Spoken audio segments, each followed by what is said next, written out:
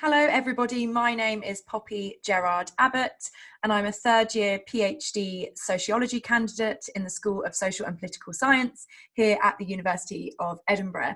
And my PhD is on sexual and gender-based violence in the education context, so I look at SGBV in UK universities. I've also tutored at the University of Edinburgh for a couple of years now and continue to do that. And I'm also the principal researcher behind a new Scottish Government funded research project creating the first gender-based violence charter for further and higher education. So that's just a little bit about me, so you know who is talking to you today in this strange format of online teaching, which we're all getting used to. So welcome to, or welcome back to Edinburgh for this new but very strange and peculiar semester. I think it's both understandably and simultaneously nerve-wracking and exciting to be doing a core methods and data collection module in the kind of context of COVID-19, as I'm sure you will all be eagerly looking for information, advice, best practice and guidance on how to armour yourselves and your future research projects kind of against the crisis, whether that's a master's dissertation or a full PhD project. So I hope this presentation will help you on that journey and support you as you move through that thinking. So this mini lecture is on adapting focus groups and interviews to COVID-19, but I did toy with the idea of calling it adapting qualitative research to COVID, because even if you are choosing other methods apart from focus groups and interviews, but kind of broadly staying within the qualitative research design paradigm, I'm sure you will still find some important parallels in terms of the challenges of adapting your project to the pandemic. Another title I considered giving this presentation was adapting focus groups and interviews on sensitive topics and or with hard to reach and marginalised populations. So regardless of whether you're planning on doing qualitative work, quantitative or even mixed methods, again, I'm sure you'll find some learnings if your topic and or your research participants operate in any sort of politically or sociologically sensitive area. So please do use this presentation as an exercise to scrutinise your ideas about your future research, even if you do not plan on employing focus groups and interviews or a qualitative paradigm more broadly. Something that I've already learnt from carrying out research during the pandemic is that across all academic disciplines and areas of research design, the challenges of adapting research to COVID-19 are pretty consistent and similar. And so are the kind of questions that you have to end up asking yourself in order to formulate a plan on how to do your research during COVID. Furthermore, kind of going back to the point I made about sensitive topics and marginalised groups or hard to reach populations, something to consider is that your topic and your participants may become sensitive and complex as a result of COVID. So even if you didn't set out with this being the case, ask yourself whether lockdown and the economic, political and social impacts of the virus will change your relationship with your topic and your participants in any way. And if you are undecided about your methods, you're still welcome to this presentation. I hope that you will react to this material with some kind of brainwaves about whether the methods I'm undertaking are something you'd be interested in adopting. I'm sure this is something you will hear time and time again during this module, but the best way to work through the mess and chaos of deciding your methods among the many, and that mess and chaos has been heightened by COVID, is by asking the question, which methods will allow me to best answer my research question? So that relates to the final point on this slide. This should really be your North Star or your guiding principle in general, but especially in the process of developing any sort of research in the context of COVID-19. So why would I, or why would you choose focus groups and interviews? So just to kind of set the scene, these are the two main qualitative methods that you'll come across, and I would distinguish them as follows. So interviews tend to be singular, involving normally one person and the researcher, and focus groups are a group interview and a discussion surrounding that group interview with multiple people in one room at the same time. Sorry, just taking a sip of my tea whilst you give that a read.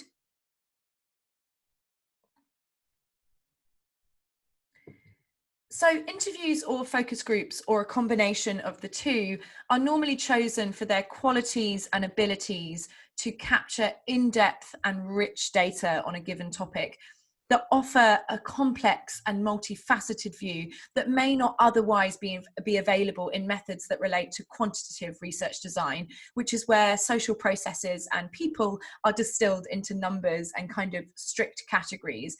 And quantitative data often requires kind of chaperoning with the detail that qualitative data offers in order to make sense of the distilling of complex social processes into, normally numerical terms. Focus groups and interviews allow you to access a holistic and deep picture of your subject, including emotions, beliefs, attitudes, kinship, relationships, social networks, behaviours, and environmental factors. So my area is based in the sort of feminist theory facet of sociology, and I think more methods courses should should centre feminist approaches to research. So I will just mention this, that focus groups and interviews are often seen to be conducive to feminist outlooks on research because of the ways that focus groups and interviews approach knowledge as subjective rather than objective. These methods can also be employed to bring together marginalised and oppressed groups to capture and centre their voices and their lives, giving authority and weight to their testimonies. This relates to something called feminist epistemology, which looks at the ways that we all have varying levels of privilege and authority in terms of our voices and our claims to knowledge being seen as credible and truthful. Focus groups in particular can also have what is called a heuristic or a consciousness raising effect. The kind of term consciousness raising has been used in the feminist movement since about the 1970s. So yeah, focus groups are seen as advantageous for their kind of self-actualizing effect on marginalized participants, offering the kind of conversational conditions for members of a community to dynamically stimulate each other's minds and voices. So by reacting to each other in a focus group conversation in a room, individuals can label and give vocabulary and meaning and legitimacy to their experiences of the world, and focus groups can help them again to self-actualize around oppression and violence, and find people with similar experiences to create a kind of golden thread or a kind of collective narrative about oppression and violence. So if you're interested in feminist approaches to focus groups and interviews, please do Google the terms that I have on this slide. So feminist methodology, feminist standpoint theory. I've also mentioned feminist epistemology. There are some suggested key theorists there, and I also recommend Wilkinson for feminist approaches to focus groups and interviews specifically. Just to whip through the positives and the negatives of using focus groups and interviews. So again, these methods create generous and comprehensive data sets that allow you to understand your topic from many angles. As they involve interaction with people, there are also ample opportunities to network, to make connections, to improve on a variety of researcher skills.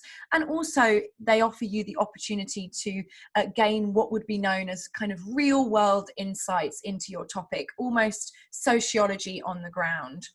However, due to the human element, the ethical risks are higher than other methods, and the procedures surrounding this can be lengthy.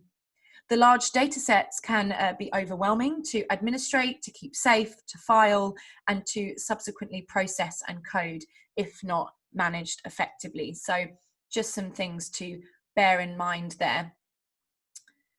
So circling round to my reading recommendations on focus groups and interviews more broadly, and deciding what methods you would like to use in the future and to answer your research questions, I really do recommend John Cresswell, who is noted on this slide.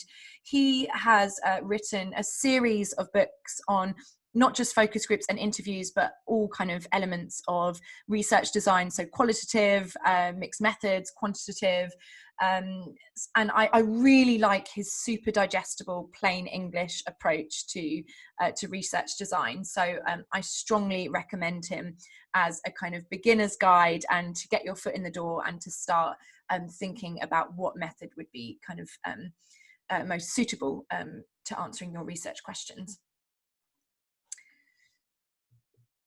So broadly, I want to now talk about how has research in our field been impacted by COVID-19. Let's start off with that big picture. So the first bullet point on this slide, practical limitations of lockdown. An obvious point is that due to lockdown restrictions, you cannot conduct face-to-face recruitment, such as flyering, and also face-to-face data collection, such as in-person focus groups. And this has, affected everything from every part of our research processes, from research design through to recruitment, through to field work, through to write-up. Another practical limitation to even getting our research started or adapting it to COVID-19 is that universities are, as you all know, currently enduring significant change and turnover and transience and chaos, which can manifest in a number of ways, including ethical paperwork backlogs, sickness among research partners, supervisors, teachers and mentors, increased caring responsibilities and financial stress among both students and teachers, and that can all slow and delay research. And even the kind of minor tech issues that we're all experiencing at the moment can mean that you can't access, or it can be, complex and more difficult than usual to access the material you need in order to start or adapt your project. Speaking more sociologically, people's lives during COVID-19 have changed dramatically in ways that I argue have kind of moved us all down the down to the basic levels of Maslow's hierarchy of needs. If you're not familiar with that sociological theory, please do look it up. So that's Maslow's hierarchy of needs. So people's kind of their focus has shifted to more fundamental priorities, such as keeping a paycheck rolling in, keeping everyday life going. So our attention has been shifted away from activities like engaging in research. This might be seen as actually quite a luxurious activity, discussing our experiences and views and opinions, when many people are focusing on keeping the more kind of fundamental aspects of their life afloat. Now, taking a more what is called intersectional approach, and I'll talk about this more in a moment, the pandemic has had wide-reaching economic, political and social impacts that are further understood through the lenses of gender, race, class, disability, age and so on.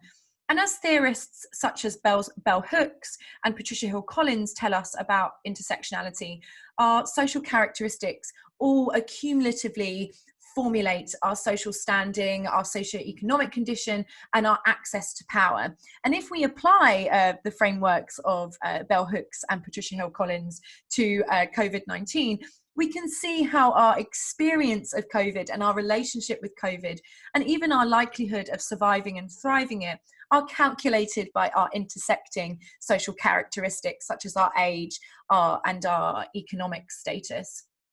For research, this can mean that the populations that we actually need to be conducting research with probably the most at the moment are the ones that are particularly hard to get hold of and are even more harder to reach than usual.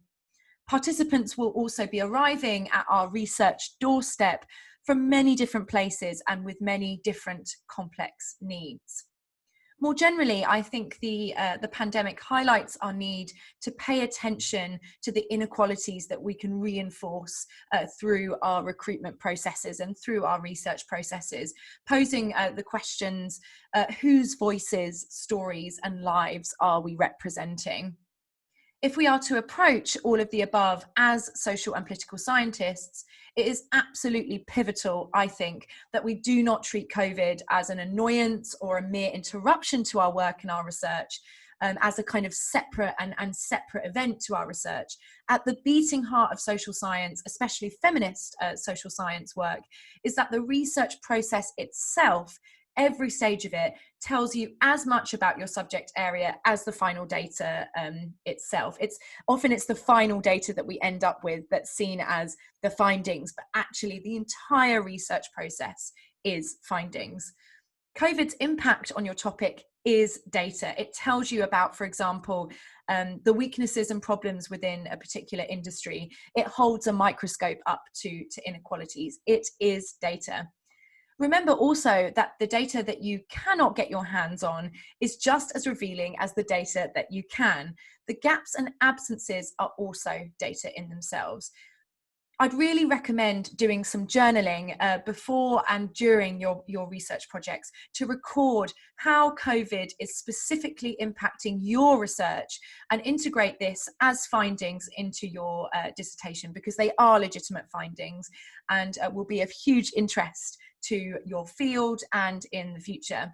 So relating to kind of highlighting the final point on this slide, please do give the diary method or the non-participant observations method a Google when you can, to think about how you can capture and document the ways that COVID has impacted your research.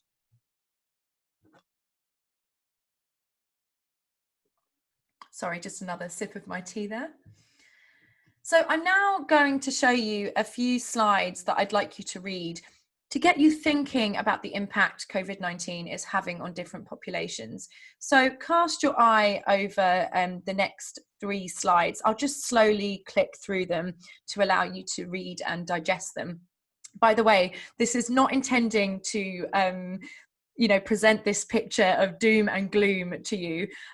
It's just to illustrate, the purpose is to illustrate that COVID is beyond a health crisis. It is an economic, political, social and gendered crisis. So I want us to start thinking about how COVID is, how we can approach COVID as social and political scientists. So I'll just go through these next 3 slides and allow you to read them.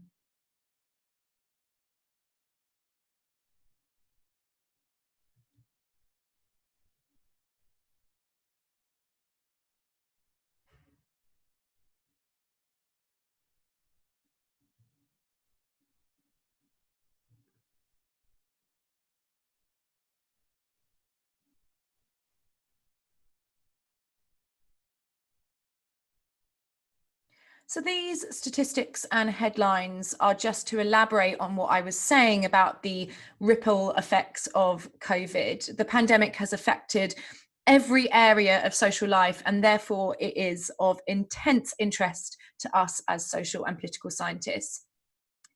I'd also, this is kind of an exercise to get you thinking about your own subject area and your own research and your own participants and how COVID may have affected them.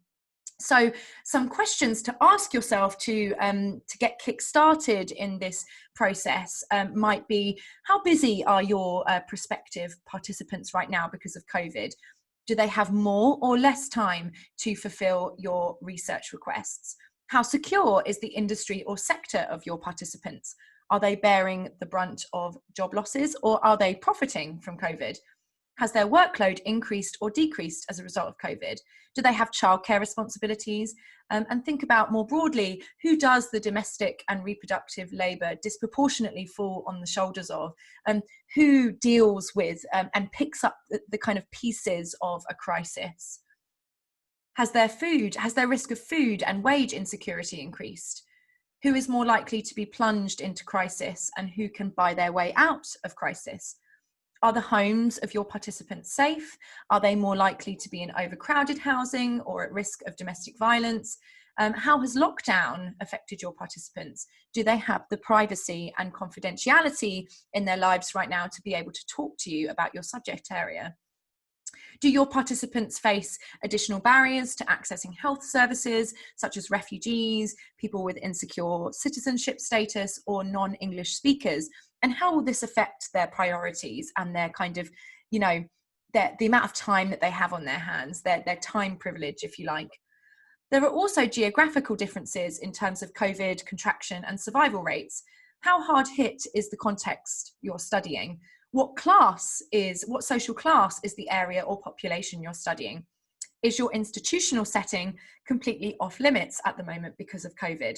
Are you studying healthcare settings, care homes, dementia patients, for example, factories, nightclubs? It's important to gain some kind of fluency in asking yourselves these questions, because at the moment we don't know how long COVID is going to last and continue to impact research. And furthermore, COVID has not created new inequalities, it has exacerbated and held a microscope to pre-existing socioeconomic, gender and race inequalities. So these are always relevant questions to get in the habit of asking and be holding your research design up against. So I hope those questions that I just listed have helped you to kind of start that cognition around how has COVID impacted or will continue to impact your prospective participants. So I'm now going to move on and talk about my experience of running focus groups and interviews during the pandemic. So as I briefly mentioned at the beginning of this presentation, I am the lead researcher for the Scottish charity Emily Test, who work to prevent and respond to gender-based violence in further and higher education. So we received funding from the Scottish Government to create the first gender-based violence charter for Scottish education, with the view that this may be rolled out to the UK, but it will be initially rolled out in Scottish universities and colleges. So for the charter, we designed and conducted a series of national focus groups and interviews with university and college students and staff, and the different kind of areas of professional staff that we held focus groups and interviews for are detailed on this slide. And many of our participants, both students and staff, would be considered as kind of marginalised groups. So many of them are historical or current victims / survivors of sexual and gender-based violence.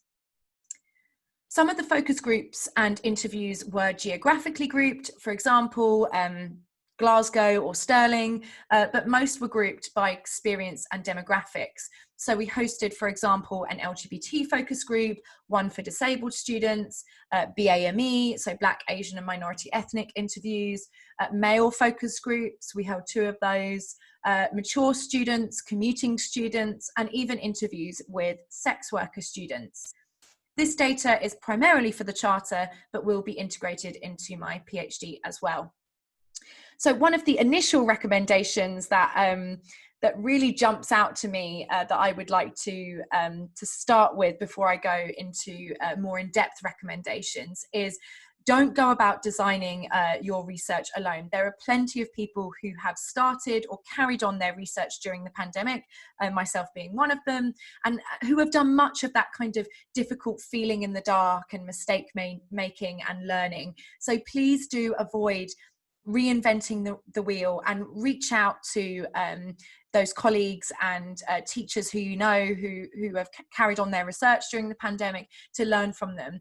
I know the Institute for Academic Development is also going to be hosting a number of useful sessions in this area. I'll also be hosting a workshop on adapting focus groups and interviews on sensitive topics and marginalised groups. So hopefully I'll see you again soon. Just to whip through some of the kind of salient key challenges of adapting focus groups and interviews, but this can also be generally applied to research, to COVID-19. So there's often an assumption that just because you are sitting at home at your desk, that digital is easier than face-to-face, because you don't have to worry about being physically in certain locations or finding rooms in massive buildings, or you don't have to worry about setting off an hour early or whatever if you commute, for example. But actually digital is more work than face-to-face, because there are so many additional aspects to the research that you need to consider, such as what platform you're going to use, or whether your internet connection is going to stand for your focus group or interview. The next point is that your ethical risks will be transformed as a result of digital adaptation, and there are kind of bespoke risks to carrying out research online. Running focus groups and interviews is more complex, because you're just simply focusing on more things at any one given moment. So if you would be chairing a focus group or running an interview face-to-face, you have to worry. Once you've worried about finding where the room is, after that you just have to worry about the recording device and hosting a interesting and engaging interview or focus group. But when you're doing it online, you have less social cues and feedback from your participants. So you're not always sure how things are going, but you're actually focusing on quite a lot, such as, again, your internet connection, whether everybody's made it into the room, and keeping the conversation engaging with in a context where people are having to work harder to communicate, and you're having to work harder to read the room. Across most kind of areas of research, particularly in the social sciences, recruitment is a lot more challenging. Again, going back to my point about people's priorities changing. People are also living out their lives entirely online at the moment. So everything from advertisement to research to governmental communications, it's all adapted to online. So everybody's feeds are absolutely saturated at the moment. So it can be quite hard to cut through that. Because of all of the adaptations that you'll make to your research, it can be very difficult to keep that kind of bird's eye view, that holistic view of how your research is going overall, and whether you're heading towards reaching your answering your research question, because you're having to take every stage as it comes, adapting. There are so many adaptations that you have to make. You often have to break it up into your research process up into bite-sized chunks. And finally, in lockdown conditions, as I'm sure you're all familiar with this, and this point will resonate with you all, research at the moment takes a kind of much greater degree of self-motivation in order to ensure that you're adhering to the kind of new and different ethical obligations, and to ensure that everything is kind of simultaneously ticking along at the, smoothly. So you'll be making sure that your recruitment is still going. You'll be making sure that all of your social media comms are up to date with details about your research. You'll have to make sure that you're adapting to new lockdown conditions and COVID policies as they come in. So it does require a much higher degree of concentration and self-motivation in a context where everybody's stress levels, including researchers, are not just participants, but also researchers' stress levels are a lot higher. So those are just kind of a few general points about the key challenges that you will or may face. So my kind of key recommendation to you all in order to adapt your research to COVID-19 is to go away and undertake a scoping exercise, looking at the before, during and after segments of your research, listing under each of these categories the different tasks that are involved, and then thinking about how you will adapt them. So going back to the point on my previous slide, you will be potentially approaching your research in a much more fragmented way than you otherwise would in a kind of non-COVID-19 context. So to adapt your research, I would recommend taking just a bit of time to split up your research into 3 rudimentary categories: before, during and after, to brainstorm all of the different activities that you need to make COVID proof. For example, the before category may include tasks like your information and consent sheets. The during category may focus on the chairing, the things that you'd say as a chair when you're actually running a focus group. And the after category could be filing data, for example, in secure ways. Everybody is living online right now, so this is a super important consideration because of higher security risks.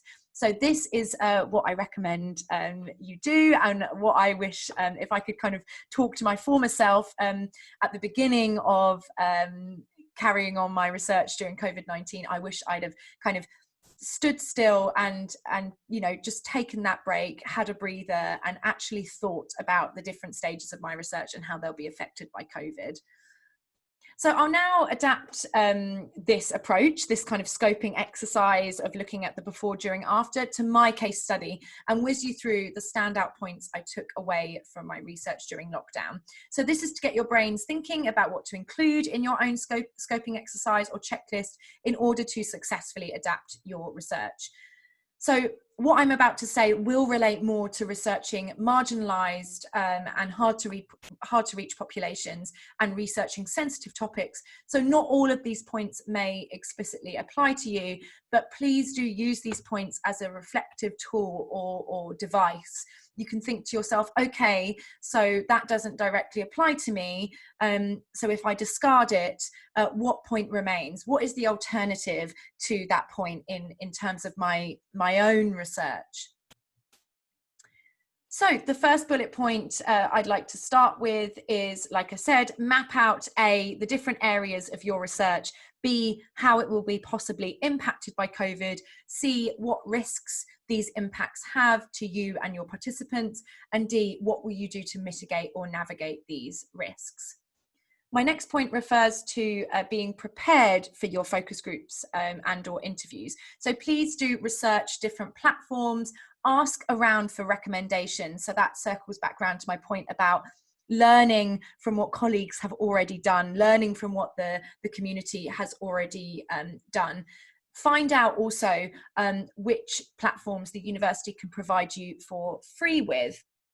So in the mapping out exercise, consider your needs. For example, do you need to be able to have breakout rooms or subtitles? I personally like Google Meets for the subtitle function because it's very accurate, and I like GoToMeeting because it feels very secure and has functions like being able to lock the room. So please do have a long, hard think about what platform would be appropriate for your methods and for the populations that you're studying. How secure do you need them to be? How quickly do you need to set something up? And how cheaply can you find all of the features that you need? Remember that certain platforms are less secure and or are banned in certain countries. So please do consider if your participants are in conditions that give them less freedom of speech. You as a researcher have a duty of care to consider the political environments of your participants to minimize harm and maximize confidentiality. And this can be a question of just Googling which platforms are allowed and which ones the university licenses. Next point, so when you put together your comms to recruit participants, think carefully and articulate carefully who it is you're specifically looking for. So for example, you may be looking for women living in Glasgow, aged 18 to 30, who have a particular experience, say, reporting sexual and gender-based violence within a given time frame, the last 2 years, what context, to their university. Because during COVID-19, we're kind of missing that face-to-face element and everyone's workloads are so high at the moment, small miscommunications can lead to time-consuming outcomes. For example, people emailing you to ask if they're eligible for the project. Marginalised groups will also not attend unless it is explicit that they are welcome to a space. So if you, for example, welcome trans women to an all-women focus group, or if you're particularly interested in hearing from, say, mothers, explicitly state this in your communications. This will save you and your participants time. My next point is around considering creative elements. So PhD students can access some research costs funding from their funders, or if you're self-funded, from the university. So the School of Political and Social Science has a small pot of funding for research costs. So consider drawing on these resources to kind of mitigate and negate some of the negative impacts COVID is having on participant recruitment. So consider, for example, the use of paid social media advertisements. We did use that for the Gender-Based Violence Charter research, so I'd be happy for any of you to contact me if this is something that you're interested in. Also consider posting on community groups on social media. So say, for example, you would like to set up focus groups for LGBT people, consider posting the link to your focus group sign up on local LGBT Facebook groups. However, try and get permission from the group or page administration and avoid spamming. Just a tip there. It looks impersonal and can turn people off signing up. You can also try asking your contacts, such as your supervisors or people you know from conferences, to put you in touch with people.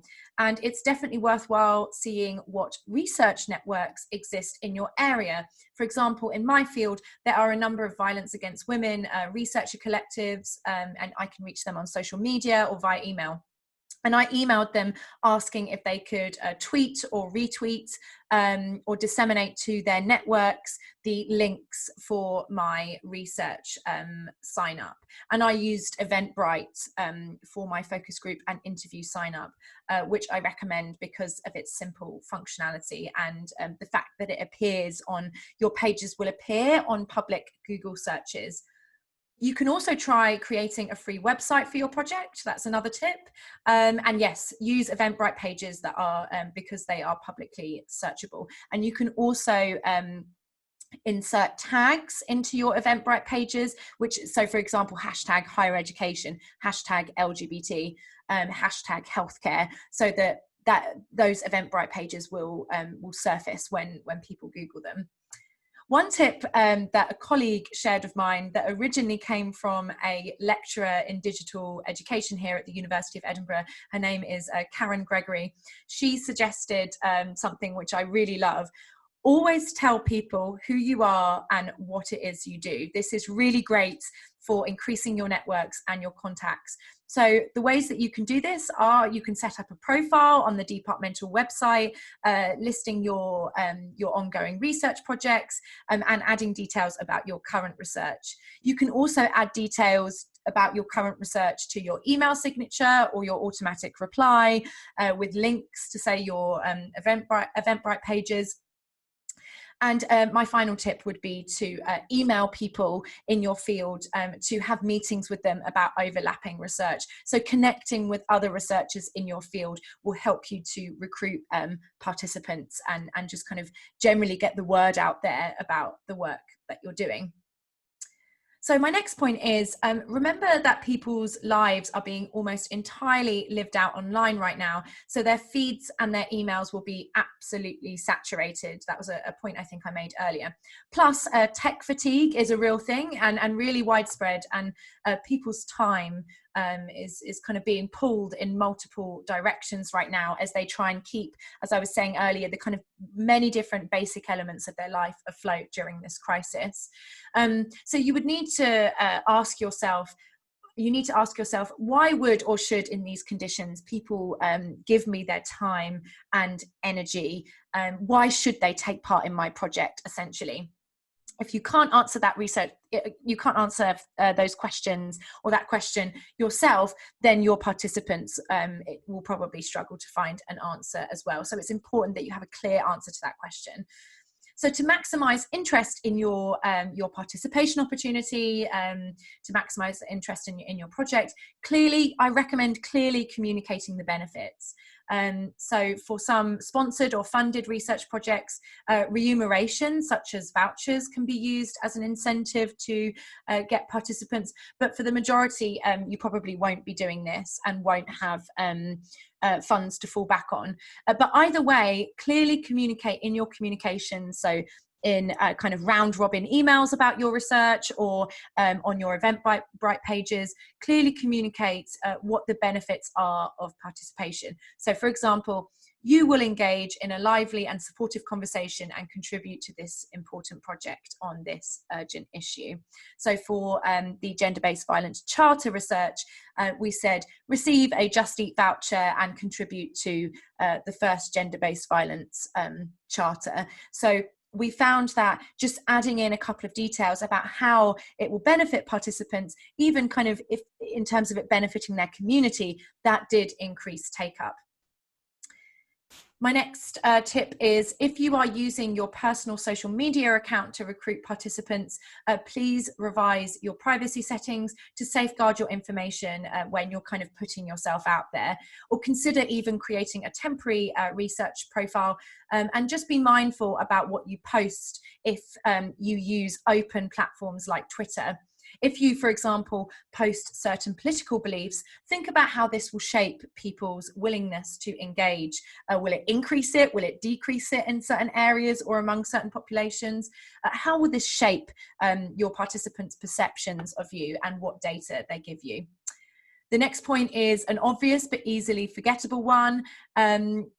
Rewrite or write or resubmit your ethics form and adapt your information and consent sheets to reflect the considerations you've made around COVID-19. For example, if you will be conducting, write about how you will be conducting it online and how you'll be, say, providing signposting contacts to react to higher levels of stress among your, participant population. So have sections in your ethics form and in your information and consent sheet that are dedicated to talking about how you've adapted your research to COVID-19. Connecting with that point, I also found that participants got quite anxious about being able to access printers and scanners for signing their information and consent sheets. So it's worth stating explicitly that you understand this and that type signatures or the signature function on Google Documents are suffice. And then finally, on this slide, due to the kind of higher stress levels under COVID, many people are looking for a listening ear and are aware of the responsibilities that researchers have to listen and to respond to the people contacting them. This can mean that people may reach out to you for help in your subject area. For example, for me, this is gender-based violence. Consider how you will firmly and politely assert boundaries about your role, speak to your supervisor or a researcher experienced in online research for help around this and for coping tips, and screenshot, disengage and block any online abuse. This is unfortunately very common with everything moving just kind of generally online at the moment, but this is also fundamentally a gendered experience. So what I've just said relates to the second point from the last point. So two-way, expect people to reach out to you as well as you kind of increasing engagement towards your participant population in order to try and get sign-ups during this time. So next slide. Consider whether you need to create an identity verification system, as your participants will be likely responding to digital and social media call-outs. You may not have any idea of who they actually are and what their agenda is in joining the research. And not thinking about this can leave your research open to infiltrators, especially if you are working with marginalised populations or with politically sensitive topics. So, for example, feminist work can, evoke strong opinions and divisive opinions. So it's particularly susceptible to hackers. Or if you are using incentives, bear in mind that people may take part purely for that. I did experience people showing up who did not understand the research, people who did not fit into the criteria, and in terms of incentives and remuneration, people who were kind of shaping their story to make it relevant to the research, or signing up multiple times to gain multiple vouchers. So certain areas of research, like I say, are more vulnerable to this. So it's worth thinking about whether your research lies within one of those areas. So the ways that you can verify people's identity, you can ask people to submit a professional or social media profile when they sign up, just for you to check they fit the criteria. Another alternative to this is asking them to hop onto a video call for 2 minutes to ask participants why they are interested in joining the research. This simple process of mentioning that identity verification will take place in your research can kind of act as a deterrent and work to support your own peace of mind, letting you know who is in the room and who to expect in the room before you give out the access link, because it can be very shocking, trust me, to land in your focus group and not know anything about who to expect.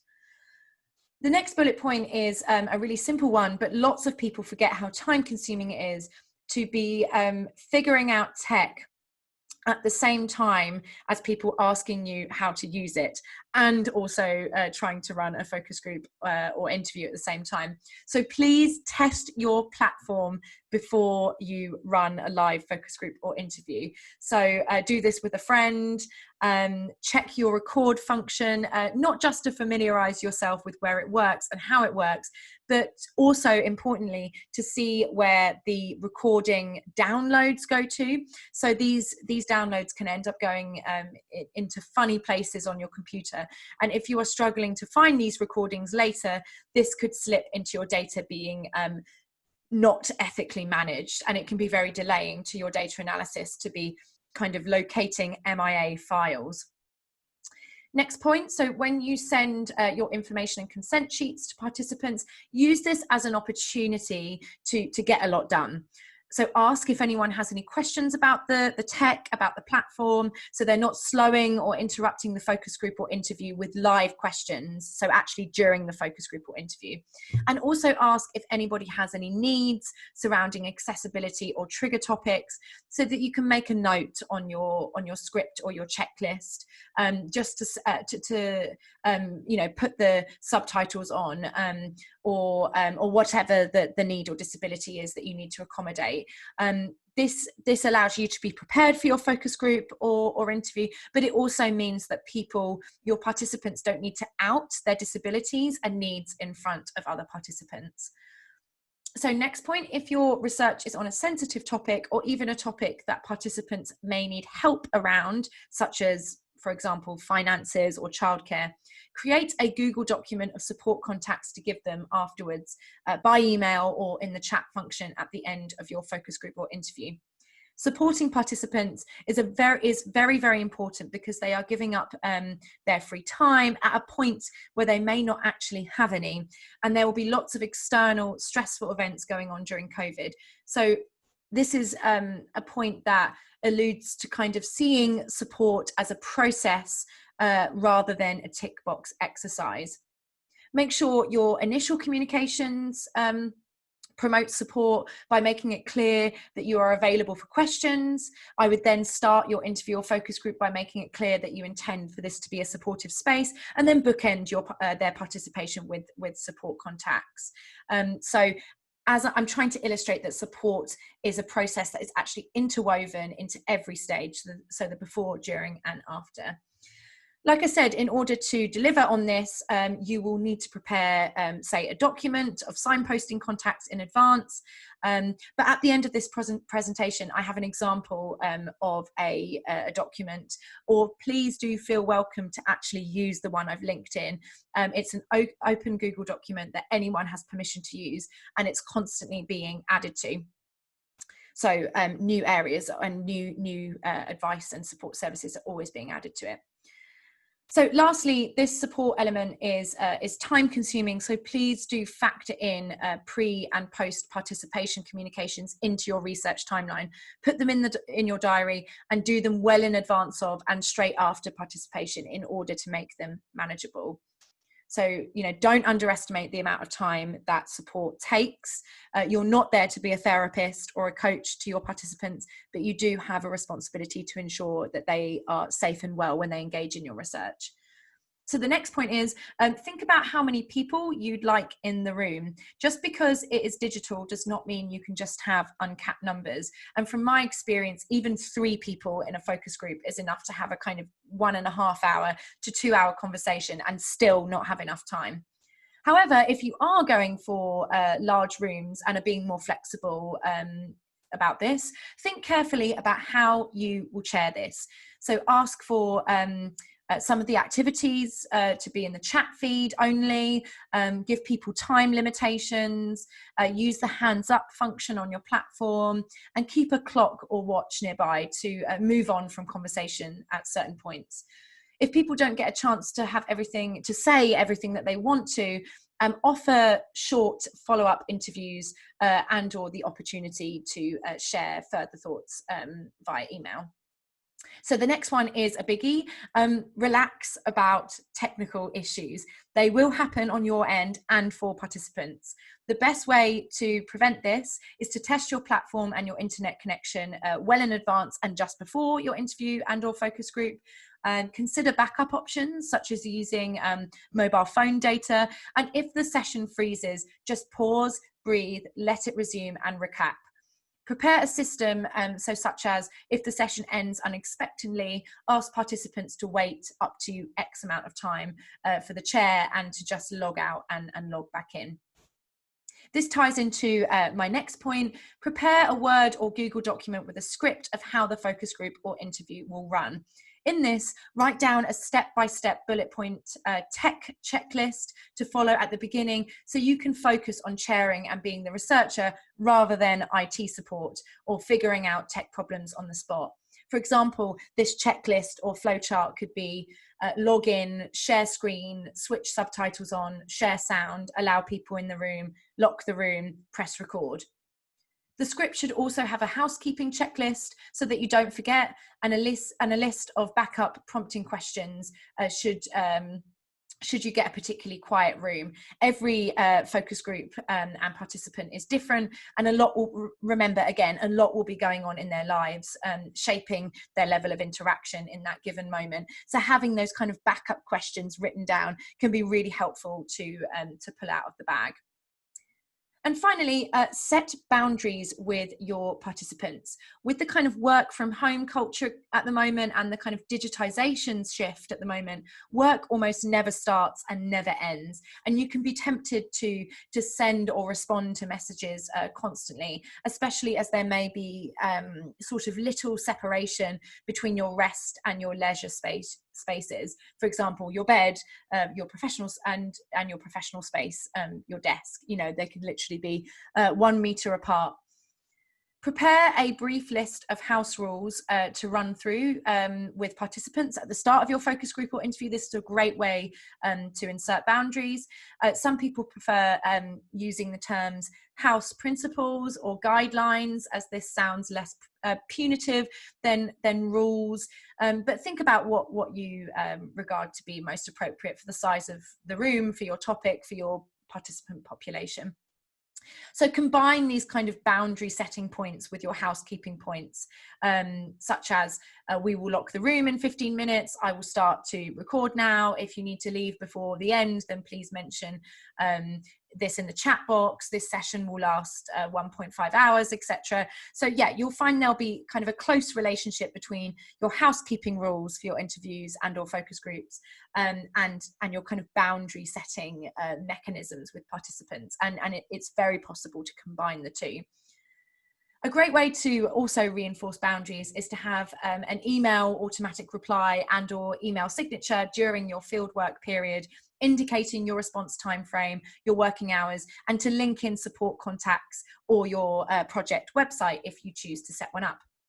If you use your mobile phone for telephone interviews, think about whether you'll reply to subsequent text messages from participants or what copy and paste message you could have prepared if they do say contact you 11 p.m. on a Friday night via WhatsApp. It's really important to stick to the remit of your role and deliver only on what you said you would deliver with your participants. As said earlier, people's needs for support, advice, and assistance have increased under COVID, and our work and home boundaries have really, really blurred.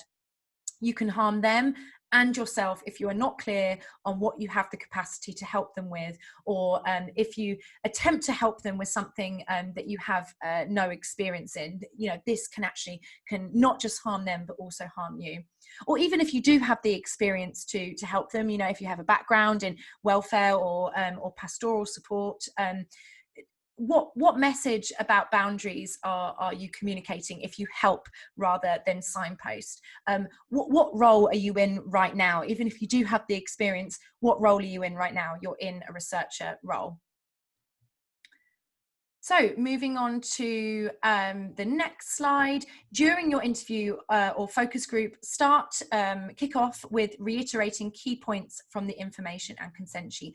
Again, this can be combined with kind of housekeeping and boundary setting points at the beginning.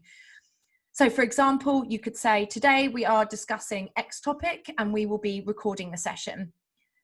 Remember that people will be rushing through paperwork at the moment because their lives are much busier under COVID, and they're also experiencing kind of cognitive overload. So it's really kind of conducive to ethics, to consent, and to just a smooth and lively conversation, to have a refresher on what is happening in the interview or focus group. So I know that's a really simple point, but it's one that is so simple that we can forget it. So at the beginning of your focus group or interview, not only, as I said before, should you have your house rules or guidelines and your boundary setting points, but also just restate how things are going to run and, the key parts of the information and consent sheet that they signed.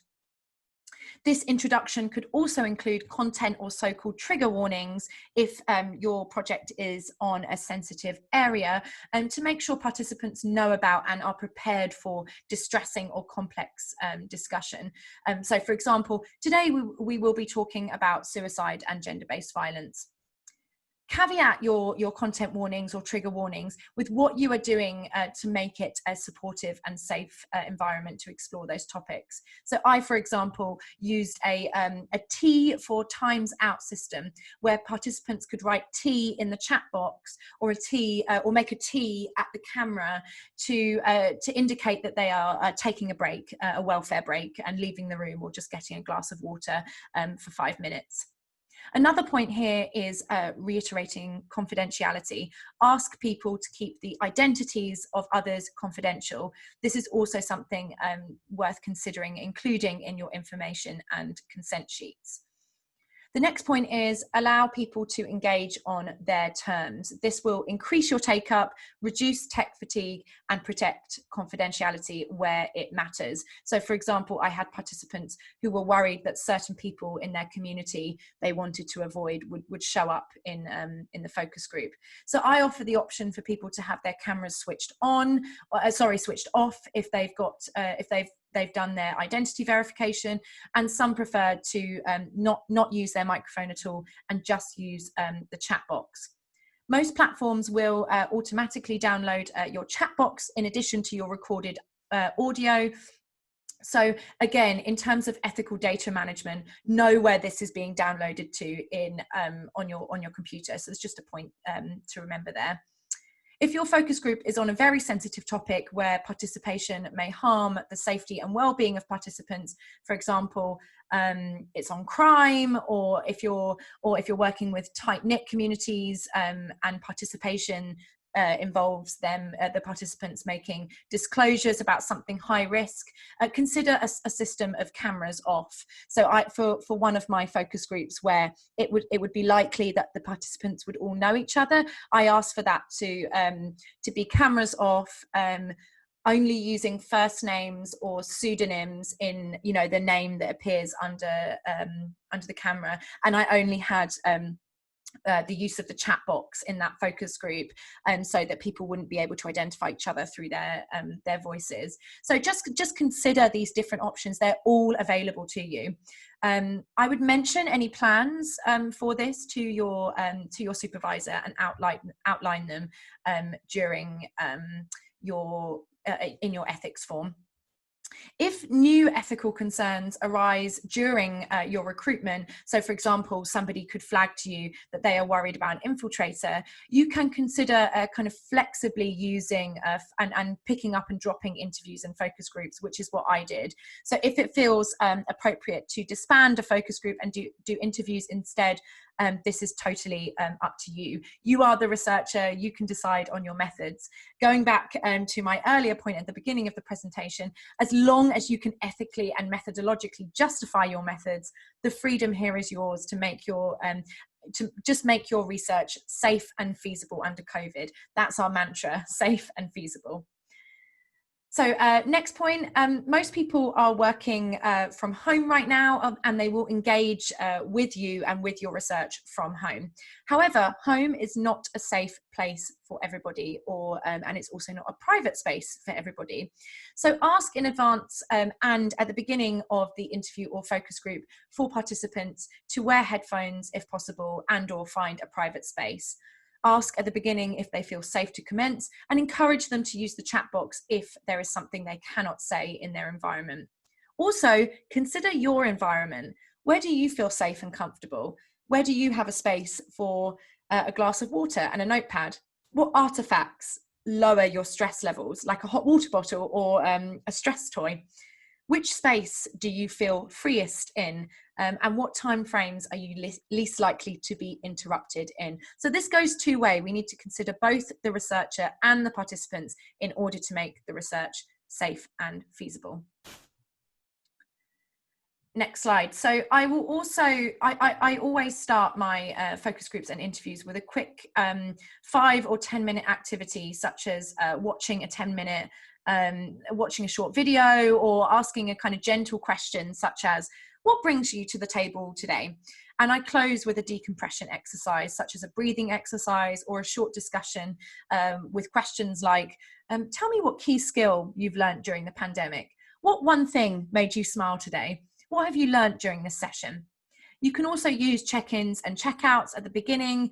You can use them at the beginning, end, and beginning, end, and throughout, asking people how they are feeling. This is really conducive to understanding and performing ethics and consent as a process. So every so often you can ask somebody, just checking in that you're feeling okay and that you're happy for me to move on to the next point in our interview and talk about X. That's one way that it can be phrased. Or if you have large numbers of people, you can distill it to, for example, a 1 to 5 scale, something like that, or making gestures at the camera. So thumbs up, thumbs down, for example. In your focus group or interview script, I recommend paying attention to minimizing unnecessary harm through avoiding questions like, tell me when X happened. Try more gentle and roundabout ways, such as, would you mind sharing with me in your own time the events that took place? Again, stress and poor mental health are higher under COVID, and when you depart your interview and focus group, and this applies to both the researcher and the participants, you're kind of left alone with your emotions from that session in lockdown conditions. So consider how you would like to be questioned if you were then to sit in 4 walls alone afterwards. Likewise, if people disclose activities and events that break lockdown policies, remember you are not here to judge or condemn as the researcher. You are there to bear witness, to understand and to interpret. Similar to the kind of aggressive questioning point, judgmental and closed responses may inhibit free and rich conversation and kind of insert a power dynamic that we should be critical of in social science and political science work. So next point, chairing a digital focus group or interview can be much more challenging than face-to-face, as you are mutually focusing on multiple areas such as technical issues, ethics and consent, the well-being of everybody in the room, keeping the conversation interesting, timekeeping. And you're doing all of this with fewer social cues and much less kind of organic feedback from your participants. So consider doing a pilot focus group or interview. Use your script as well. That's your key piece of armor or tool during your focus group or interview, your script. And I recommend having a printout of this or a separate Google Docs tab, so that you can quickly and dynamically kind of shift and switch between the focus group or the interview and your script. And also consider jotting down observations on both the data from your participants and on the process of the research, i.e. the operational, practical running of your focus group or interview. If things do not go so well, or they go particularly well, you can then jot that down to learn from and change for next time. A pilot session and your initial couple of sessions can be extremely educational for you as the researcher to scope out sharing tips and challenges. So stay open about changing your course as well. If your observations are screaming out to you that you are not achieving the data or the participant populations that you're looking for, or your approach is harming or inhibiting you and all participants, go back to the drawing board and figure out how you can answer your research question from a different route or track. There is nothing wrong with this, and it is the most normal thing in the world for your research design to change, especially during COVID. Finally, on this slide, expect dropouts and last-minute sign-ups. The COVID climate is very fast-moving, and people can face unexpected responsibilities, life changes, health emergencies, or find themselves with suddenly more or less time. Consider a cut-off for your sign-ups so that you're not panicking, getting kind of information and consent sheets to people 5 minutes before focusing on running a focus group or interview. And if less people show up than planned, this is not a problem. Like I said earlier, you can run a great focus group you can fill 2 hours with 3 people. Work with the numbers that you have and allow for flexibility, i.e. you don't need to prescriptively stick to 2 hours if you feel 1 hour, 20 minutes or 1.5 hours has been enough and you're starting to achieve data saturation. And you can always set up another focus group if needed and throw the net out again. So now focusing on the kind of final category of your scoping out exercise, or the final stages of your research before moving to data analysis. So after you've conducted your focus groups or interviews, process your post-interview and focus group administration as quickly as possible to ensure that ethical considerations are adhered to, but also to allow for rest and breathing space for yourself and to know where your data is. Send an email thanking your participants and link in those support contacts. And if you wish, mention an opportunity for further contributions or a follow-up phone call for feedback. This gives participants a snippet of communication that eases that transition from a lively space to their lockdown space. So from the focus group or interview to their bedroom or their home. Once you and participants exit the research, reflection on the research alone in lockdown can unearth kind of emotional, psychological and other difficulties. So offering the possibility of further contributions over the phone can alleviate this ripple effect and capture further useful data. A document of support contacts also gives them interim places to go with their reactions to the research.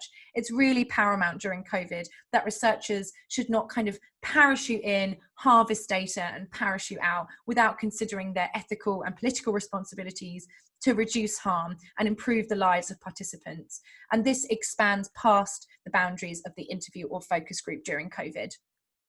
If you come across anyone in crisis or anyone expressing kind of concerning or disclosing something concerning, write an email to your supervisor and be more encouraging with your participants about opening up those support contacts.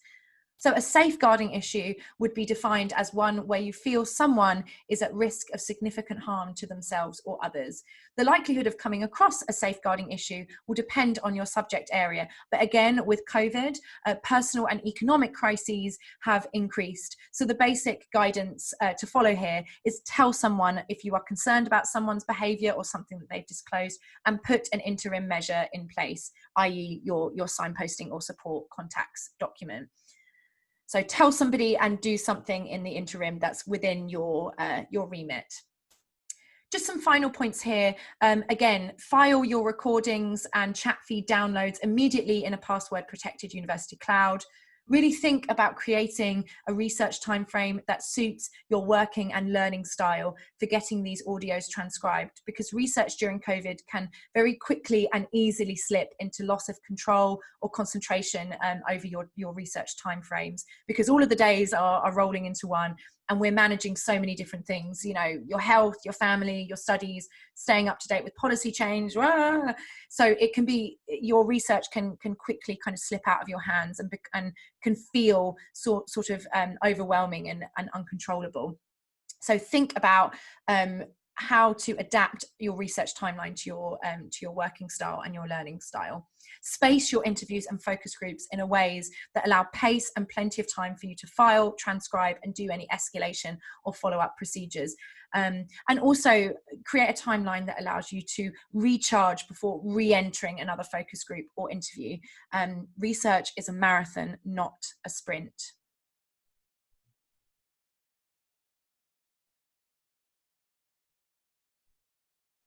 So one final kind of salient point I'd like you to leave today's presentation with is that at the heart of adapting your research to COVID-19 is reflexivity.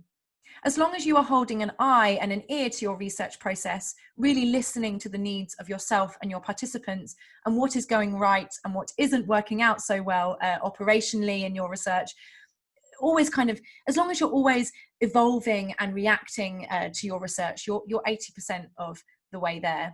There really is no magic wand or secret formula for COVID proofing your focus groups and interviews. Just remember that these are methods that are fundamentally grounded in reflexivity. And that's what I'd really like you to draw on during COVID.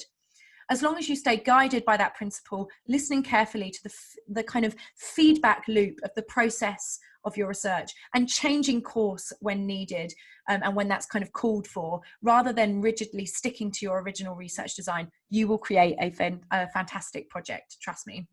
All researchers right now are being guided by two things, I believe, which I've already mentioned: safety and feasibility. So that is ensuring everyone is safe and the project can go ahead. Be reflexive and be reflective. The pandemic is an opportunity to be creative. Good luck. So as I said, you'll find my reading recommendations and the where to turn support contacts document. So that's the document of support contacts that I use for my PhD project, Where to Turn Sexual and Gender-Based Violence in UK Universities. But this document also includes advice and guidance and signposting contacts for a number of different areas, including mental health, sexual health. So please do pass that on to your participants. It's always being added to. And there's also a link at the bottom for you to take a look at my research.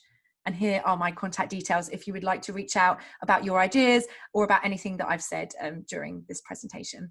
Thank you so much for listening today.